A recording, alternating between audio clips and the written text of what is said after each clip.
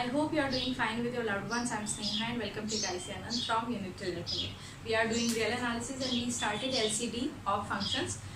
LCD में हमने limit और कॉन्टिन्यूटी पढ़ लिया था. डिफरेंशिएबिलिटी भी we defined in the last video. If you missed that video, I would suggest कि पहले आप वो वीडियो देखिए फिर इस पे आएँ so that आपकी कॉन्टिन्यूटी मेंटेन रहे.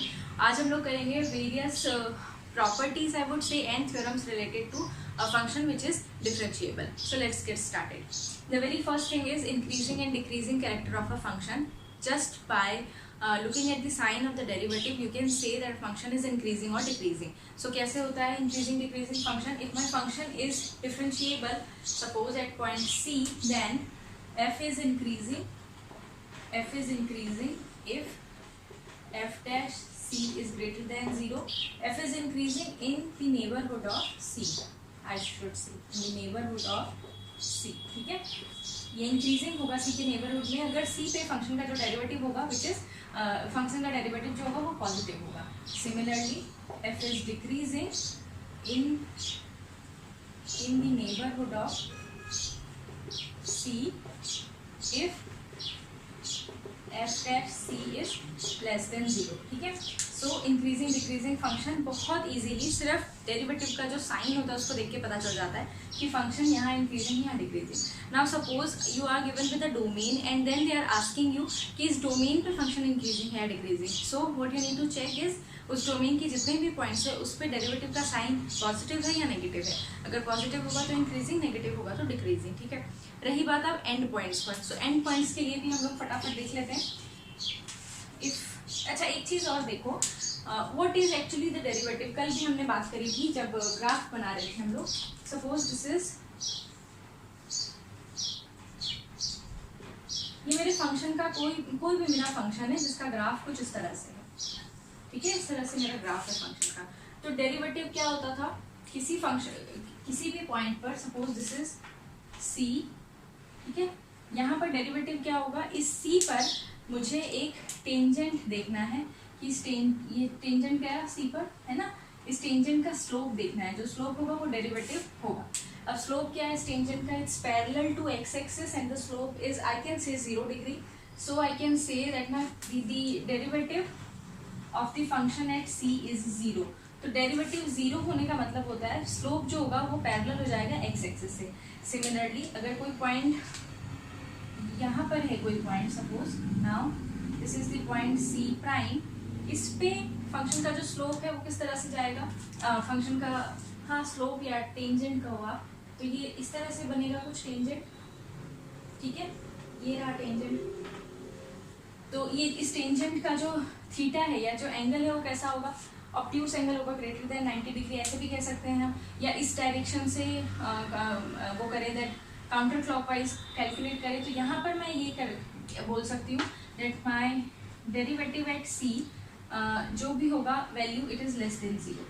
ठीक है, डेरिवेटिव लेस देन 0.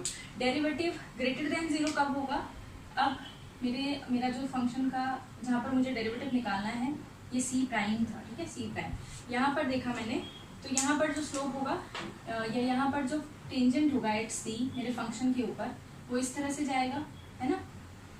अब स्लोप पॉजिटिव होगा and hence I can say that my function derivative eight C double prime is positive. तो ये होता है डेरिवेटिव पॉजिटिव, नेगेटिव या 0 होने का मतलब. डेरिवेटिव पॉजिटिव होने का मतलब कि इस तरह से है, यहाँ मुझे दिख भी रहा है कि फंक्शन यहाँ इंक्रीजिंग है. डेरिवेटिव नेगेटिव होने का मतलब है जो टेंजेंट है वो इस तरह से है, स्लैंटेड है, ऑब्ट्यूस एंगल बना रहा है. एकदम इजी तरीका याद रखने का, ऑब्ट्यूस एंगल बना रहा है विद x एक्सिस गोइंग कौन सा काउंटर क्लॉकवाइज. तो ये क्या होगा, यहाँ मुझे दिख रहा है कि फंक्शन यहाँ पर डिक्रीजिंग है. ये पॉइंट ऐसा है जहाँ फंक्शन का जो टेंजेंट है वो पैरेलल है x एक्सिस के and hence the derivative is 0. यहाँ पर फंक्शन स्टेशनरी है, ये कहते हैं स्टेशनरी पॉइंट है जहाँ फंक्शन कोई भी साइन चेंज नहीं कर रहा. तो ये हो गया इंक्रीजिंग डिक्रीजिंग और इस तरह से हमने टेंजेंट देखा.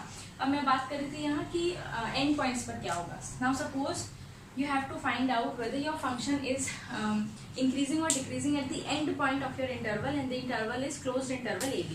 ठीक है, so suppose in the interval या in the neighborhood का हो आप तो ज़्यादा बेटर है, but in the interval मैं कौन सा इंटरवल कंसिडर कर रही हूँ, A minus delta two A close. ठीक है, इस साइड वाला अगर मैं डेरिवेटिव की इंटरवल की बात कर रही हूँ, ठीक है, यहाँ पर क्या हो रहा है, if F dash A is positive and f dash A is negative, तो केसेस हो सकते हैं, या तो ये पॉजिटिव होगा या नेगेटिव होगा। इंटरवल किसकी बात कर रहे हैं, इस साइड की बात कर रहे हैं। तो अगर यहीं पर मैं सी की जगह या इसी डायग्राम में मैं एक ए बनाऊं, एक नया डायग्राम भी बना देते हैं ना, ये इसकी भी ज़रूरत नहीं है मुझे सिर्फ इतना देखना है, this is suppose a minus delta and this point is a। I am talking about the derivative eight a which is positive. Derivative positive होने का मतलब है डेरिवेटिव कुछ इस तरह से जो टेंजेंट होगा वो ग्राफ का इस तरह से बना होगा कुछ, है ना, एंड ग्राफ और इस तरह से बना होगा, इसका मतलब ग्राफ कैसा होना चाहिए, इस पॉइंट पर ग्राफ इस तरह से जाना चाहिए ना, कुछ इस तरह से, तभी तो इस पॉइंट पर जो टेंजेंट बनेगा वो ऐसा बनेगा, ऐसा बन सकता है, या फिर मैं कहूँ ऐसा भी बन सकता है, इस तरह से भी आ सकता है ना, ऐसे। तो मेरे बोलने का मतलब ये मैं समझाना ये चाह रही हूँ आपको कि अगर आपका जो डेरिवेटिव है वो पॉजिटिव है तो फंक्शन कैसा होगा, इंक्रीजिंग होगा, ठीक है। फंक्शन इंक्रीजिंग का मतलब है then f x is less than f a for all x belonging to this interval, say this interval is I for all x belonging to I. Similarly, if the derivative is negative, अब इसी point पर derivative अगर negative हो जाता है, that means जो derivative या जो टेंजेंट बनेगा वो ऐसा बन रहा होगा ज़रूर से ज़रूर। इसका मतलब मेरा जो फंक्शन है वो यहाँ पर इस तरह से आ रहा है कुछ, है ना, इसका मतलब फंक्शन डिक्रीजिंग है। यहाँ से इधर जाते हैं ना हम, always we are going from left to right, तो फंक्शन डिक्रीजिंग है, that means then f(x) is greater than fa for all x belonging to I, ठीक है। ये जो मेथड है ना, जो ये मैं डायग्राम बना के दिखा रही हूँ, ये सिर्फ समझने के पर्पज से है। यहाँ पर आप बिल्कुल कोई प्रिसाइज पॉइंट लेकर के या कोई प्रिसाइज चीज़ सोच करके मत करना, मैं बस ये बता रही हूँ because this is quite difficult to learn कि इस इंटरवल पे अगर ये वैल्यू पॉजिटिव होगी तो क्या होगा, बट डायग्राम देख करके आपको समझ में आ जाएगा। सबसे पहली चीज़ तो आपको ये समझ में आनी चाहिए कि जो डेरिवेटिव होते हैं वो डायग्राम में क्या होते हैं, फंक्शन के ग्राफ के ऊपर डेरिवेटिव का क्या मतलब होता है। तो मैंने देखा कि अगर डेरिवेटिव मेरा नेगेटिव है, यानी डेरिवेटिव ये जो टेंजेंट होगा ये कुछ इस तरह से आएगा, और टेंजेंट क्या होता है, ग्राफ के ऊपर पड़ना चाहिए ना किसी पॉइंट पर, तो मेरा जो ग्राफ होगा उसको इसी तरह से ही जाना पड़ेगा, और कोई तरीका नहीं है इधर से निकल के जाने का। अगर ऐसे भी बना रहा है तो भी मेरा फंक्शन डिक्रीजिंग हो रहा है, मुझे पता चल रहा है फंक्शन डिक्रीज करेगा। ये हो गए मेरे एंड पॉइंट्स, जब मेरा उस साइड वाला एंड पॉइंट्स था, राइट साइड वाला एंड पॉइंट था, ठीक है। यहीं पर अगर मैं ये एंड पॉइंट चेंज कर दूं,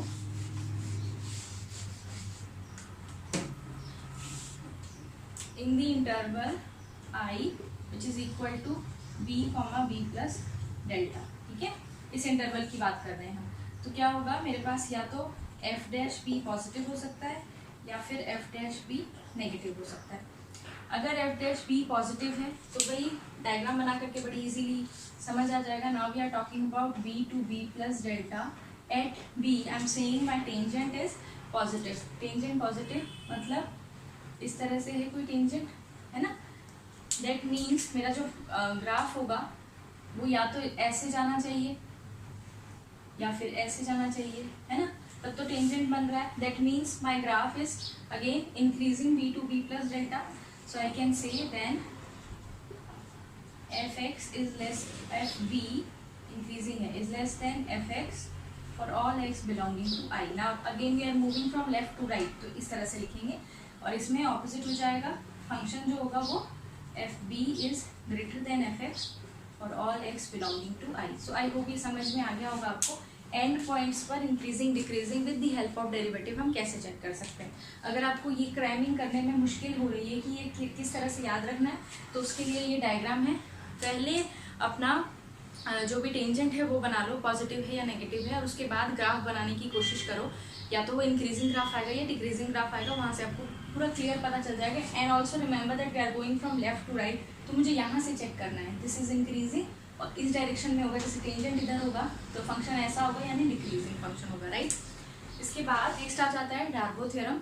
ये रिमेंबर जब हमने कॉन्टिन्यूस फंक्शंस के वो पढ़े थे, थ्योरम्स पढ़ी थी, इंपॉर्टेंट थ्योरम्स पढ़ी थी, उसमें पढ़ा था अगर मेरे फंक्शन का साइन ऑपोजिट है तो एक पॉइंट मुझे इंटरवल में ऐसा ज़रूर मिलेगा such that the function is zero there. Same ditto statement है for the derivative of functions known as Darboux theorem. ठीक है, सो स्टेटमेंट कुछ ऐसी है that if f is let f be differentiable on a b closed interval a b such that, अब जो derivatives है ना उनका साइन ऑपोजिट है, such that f dash a into f dash b is less than zero, then there exist at least एक point मिलेगा, at least one point c in the open interval a b such that f dash c is zero. इसे एक बार graphical analysis कर लेते हैं इसका। ठीक है, suppose I am given with a function of this type. ठीक है, यहाँ पर है a और यहाँ पर है b। क्यों है यहाँ पर मैंने a और b क्यों लिया है? क्योंकि मुझे दिख रहा है कि a पर जो टेंजेंट बन रहा है वो पॉजिटिव है, उसका स्लोप पॉजिटिव है, और b पे जो बन रहा है उसका नेगेटिव है, कुछ इस तरह से। So they are saying that if the tangents have और if the derivatives had opposite sign, that means there must exist at least one point जहाँ डेरिवेटिव जीरो होगा। और डेरिवेटिव जीरो कहाँ पर होता है? जब जो टेंजेंट होता है it's parallel to x axis. तो ये रहा वो पॉइंट सी जो मुझे मिल गया बिटवीन ए एंड बी, जहाँ पर मेरा जो फंक्शन होगा उसका डेरिवेटिव जीरो आएगा। ठीक है, ये ग्राफिकल समझने के लिए था सिर्फ। So Darboux theorem is saying that if your function is differentiable on a closed interval and end points पर जो डेरिवेटिव्स हैं उसके साइन ऑपोजिट हैं, तो उन दोनों पॉइंट्स के बीच में कम से कम एक पॉइंट मुझे ऐसा ज़रूर मिलेगा जहाँ मेरा डेरिवेटिव जो होगा वो जीरो होगा, राइट। नेक्स्ट है intermediate value theorem. Same theorem थी हमारे पास कॉन्टिन्यूटी में भी, intermediate value property of a continuous function. वहाँ क्या होता था, if the function is continuous on a closed interval और एंड पॉइंट्स पर the value is not same, then the function must assume all the points between f a and f b. बिल्कुल वही चीज़ यहाँ पर भी हमें कॉपी कर लेनी है डेरिवेटिव्स के लिए। इफ़ अ फंक्शन इज, तो मैं लिख देती हूँ साथ में, या not if, let f be differentiable on closed interval a b and hence is continuous such that f dash a is not equal to f dash b, let k belongs to the k is a point between f dash a, I should write between because I don't know f dash a छोटा होगा या बड़ा, let k be line between f dash a and f dash b, that then there must exist a c in the open interval a b such that f dash at c is equal to k। ठीक है, so this is intermediate value theorem for the derivatives। बिल्कुल same statement है जैसा continuous functions के लिए था। If a function is differentiable on the closed interval such that and points पर function equal नहीं है, डेरिवेटिव इक्वल नहीं है फंक्शन का, देन उन डेरिवेटिव, दो डेरिवेटिव्स के बीच में लाई करने वाले कोई भी नंबर के लिए मुझे ओपन इंटरवल ए बी पे एक पॉइंट मिल जाएगा, डोमेन में एक पॉइंट मिल जाएगा such that the derivative of the function at that point will be equal to that k। so intermediate f dash और f dash b और f dash a के बीच में जितने भी पॉइंट्स हैं, मेरा जो फंक्शन है उसका जो डेरिवेटिव फंक्शन बनेगा वो अज्यूम करेगा। सो this is intermediate value theorem for derivatives. ठीक है, डायग्राम अगर बना करके देखोगे तो थोड़ा कॉम्प्लिकेटेड डायग्राम है इसका, सोचोगे अगर तो। सपोज मेरा फंक्शन कुछ इस तरह से दिखता है ना, we are saying that the derivative at two end points they are not equal. तो पहले तो मैं डेरिवेटिव्स देख लेती हूँ, जैसे यहाँ पर देख लो एक डेरिवेटिव है ना, ये रहा एक डेरिवेटिव इस पॉइंट पर, सपोज दिस इज ए, और एक डेरिवेटिव हम देख लेते हैं ये वाला, दे आर नॉट इक्वल, ये पॉइंट है ए, ये पॉइंट है बी। ये डेरिवेटिव्स यहाँ पर मुझे नहीं मिलेंगे, इस एक्सिस पर नहीं मिलेंगे, ये मुझे सोचना पड़ेगा कुछ, इसका जो स्लोप आएगा वो आएगा ना एफ डैश ए आएगा, कुछ स्लोप इसका एफ डैश बी आएगा। अब एफ डैश ए और एफ डैश बी के बीच में कोई पॉइंट होगा ना, उसके लिए जैसे अगर मैं रफली भी आपको बताऊं तो ये वाला एंगल है इस तरह से बना हुआ है ना, और ये एंगल इस तरह से बना हुआ है, ऐसा है, और ये बड़ा है। तो इन दोनों एंगल्स के बीच में भी कोई आप छोटा सा एंगल सोच लो ना, कोई एक पॉइंट ज़रूर मिल जाएगा मुझे सच दैट ये देखो ये पॉइंट मिल गया मुझे सी ए बी के बीच में, सच दैट ये जो एंगल है ये इस और इसके बीच में लाई कर रहा है, ठीक है। तो मैंने कोशिश तो करी है एक डायग्राम में समझाने की। इसको एक डायग्राम में समझाने की में दिक्कत इसलिए है because we are talking about f dash a and f dash b, not f a and f b, ठीक है। तो ये एंगल्स की बात हो रही है। यहाँ देखो इन एंगल के बीच में एक एंगल लाई करता हुआ एक टेंजेंट मुझे मिल जाएगा बिटवीन ए एंड बी, ठीक है। So this is intermediate value theorem for derivatives और for differentiable functions. Next is Rolle's theorem. Rolle's theorem की जो स्टेटमेंट है वो कुछ ऐसे है, let f be a function, let f be a function such that f is continuous on the closed interval and differentiable, or f is derivable on open interval. Also third है इसकी requirement, end points पर value same है, f a is equal to f b.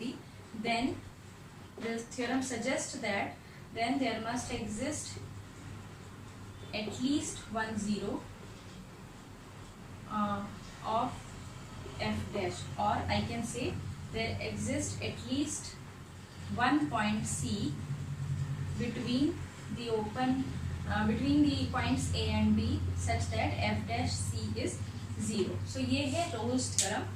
Rolle's theorem के लिए 3 requirements हैं। सबसे पहला, f has to be continuous on the closed interval, f has to be differentiable on the open interval. इसको मैं ऐसे भी लिख सकती थी, f is differentiable on closed interval, तो continuity वहाँ से आ ही जाती। But we are saying that end points पर function की differentiability मैंने as such define नहीं करी है। थर्ड रिक्वायरमेंट है that function के end points पर function की वैल्यू सेम है। ऐसे केसेस में फंक्शन के डेरिवेटिव का 0 एग्जिस्ट करता है बिटवीन ए एंड बी, ठीक है। तो बिल्कुल जैसा डार्बो थ्योरम था ना, बिल्कुल वही का वही थ्योरम है। वहाँ ऐसा लिखा गया था that the derivative have opposite sign. यहाँ पर डेरिवेटिव नहीं, यहाँ पर फंक्शन के रिस्पेक्ट में लिख रहे हैं। If f a and f b are equal, say this point is a, this is b, so if f a and f b are equal, suppose this is the equal point and we are saying that the function is continuous on a b, that means ये function का जैसा भी graph बना हुआ continuous होना चाहिए। so मैं मान लो ऐसा बना लेती हूँ ग्राफ, continuous ग्राफ है। so और f a और f b equal भी है। so the theorem is saying there must exist a point c between a and b such that the derivative is 0। और मुझे बिल्कुल साफ साफ दिख रहा है डेरिवेटिव यहाँ पर 0 होगा और ये इस पॉइंट पर 0 होगा। वो कह रहे हैं मुझे एटलीस्ट 1 पॉइंट मिलना चाहिए, कम से कम 1, मुझे 2 पॉइंट मिल गए, ठीक है। तो कम से कम 1 पॉइंट मिलेंगे, 1 से ज़्यादा पॉइंट भी मिल सकते हैं। This is what Rolle's theorem is. इसी की स्टेटमेंट को अगर मैं बिल्कुल एक लाइन की स्टेटमेंट बना दूँ ना, इसी स्टेटमेंट को एक लाइन की स्टेटमेंट कहूँ या मैं ये कहूँ कि कोई और फॉर्म में लिख सकती हूँ इसको मैं, तो वो ये है that between two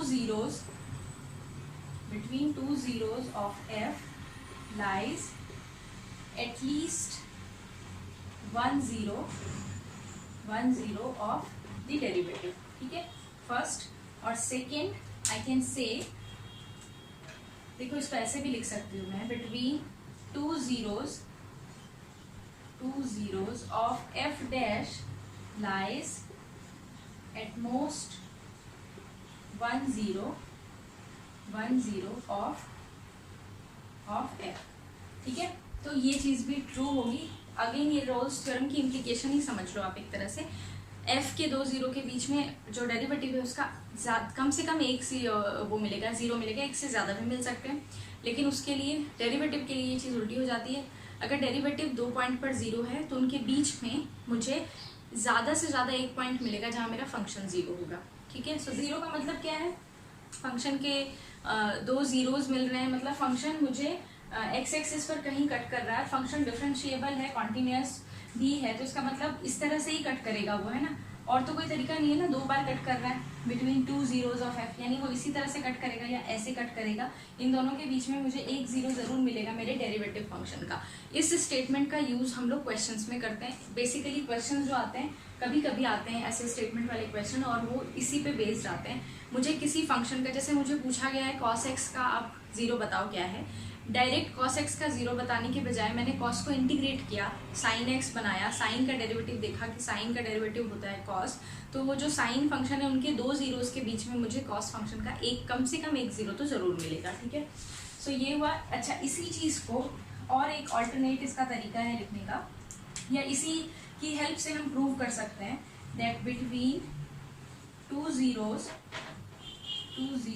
of the derivative function lies at most 1 0 of the function f। अब हम ऐसा क्यों कह रहे हैं? When I am saying that my function is, मेरा फंक्शन का जो डेरिवेटिव है वो 0 है, ठीक है। 2 पॉइंट्स ऐसे हैं जहाँ फंक्शन का डेरिवेटिव 0 है। सो लेट अस से कुछ इस तरह से है फंक्शन, ठीक है। ये 2 पॉइंट्स मिल गए मुझे जहाँ पर मेरा फंक्शन का जो डेरिवेटिव है वो 0 आ रहा है। ये वाले 2 पॉइंट्स हो गए क्योंकि टेंजेंट पैरेलल है एक्स एक्सिस के। अब वो कह रहे हैं इन दोनों के बीच में मुझे या तो 1.10 मिलेगा मेरे फंक्शन का या नहीं मिलेगा। फंक्शन का 0 का मतलब है this graph has to cross the axis, the x axis. यहाँ नहीं मिल रहा है ना। इसी ग्राफ को अगर मैं चेंज करके इस तरह, तो देखो 1 0 ये हो गया, 1 0 ये हो गया किसका? डेरिवेटिव का। बट 1 0 यहाँ पर भी है जो मुझे मिला है नया अब, है ना, इस पॉइंट पर। Between 2 zeros there lies at most 1 0 of the function. Between 2 zeros of the derivative there lies at most 1 0 of the function. तो ऐसा भी हो सकता है, ठीक है। सो ये थी रोल्स थ्योरम। नेक्स्ट हम लोग मीन वैल्यूज थ्योरम पढ़ेंगे और कुछ थ्योरम्स पढ़ेंगे रिगार्डिंग डेरिवेबल फंक्शन या डिफरेंशिएबल फंक्शन। फिर क्वेश्चंस करेंगे। आई होप आपको समझ में आया होगा। If you are a subscriber, thank you so very much. If you are not, please consider subscribing my channel. मैं बार बार बोलती हूँ क्योंकि I am going to complete real analysis in a very fun way. आप मेरे पीछे की वीडियोस भी जाकर के देखोगे तो आपको बहुत अच्छे से जो भी पॉइंट जहाँ पर भी आपको अभी तक समझ में नहीं आया वो बहुत अच्छे से समझ में आ जाएगा। अगर आपने पूरा कोर्स ऑलरेडी कंप्लीट किया हुआ है तो इट्स लाइक क्रैश कोर्स। मैंने बहुत छोटे छोटे वीडियोज़ बनाए हुए हैं, आपकी सारी रिविजन हो जाएगी। मिलते हैं नेक्स्ट टाइम। Take care.